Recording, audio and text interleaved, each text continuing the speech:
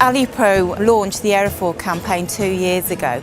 68 local authorities have changed their curbside collections, either to recycle aerosols or foil or both. Currently, there's been over 4 million residents seeing a change in their household curbside collection through the aerofoil campaign. When we first started the campaign, it was really trying to engage with local authorities to make them aware of what could be done, how they could recycle their aerosols and their foil, how we've actually worked with local authorities, similar like this Dorset campaign where we've actually got the vehicle signage here. We're doing radio advertising again in this area to try and enforce the ideas that people can recycle their aerosols. One of the things that we've learned is that you can't tackle waste on its own.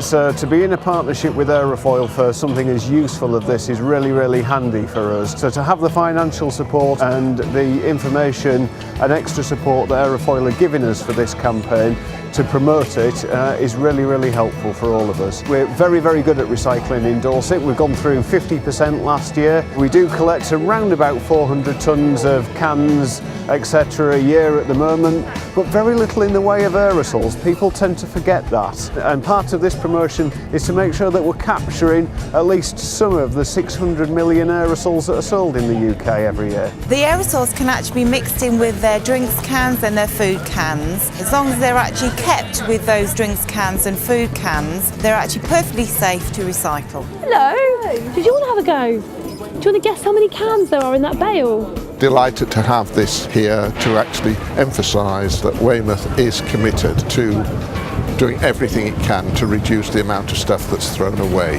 One of the important things when you are recycling your aerosols is to make sure that you don't paste them or squash them. Just put them in once they're empty, put them into the recycling. If you can, take the plastic tops off, etc. And what we'd really like to see is people doing that little bit more, adding the aerosols in, and that's all going to count towards those bigger targets. It's very important actually we recycle all metals, that's both aluminium and steel. So we're really trying to actually get the message over to people what metal can be recycled into if they're recycling their cans, for instance.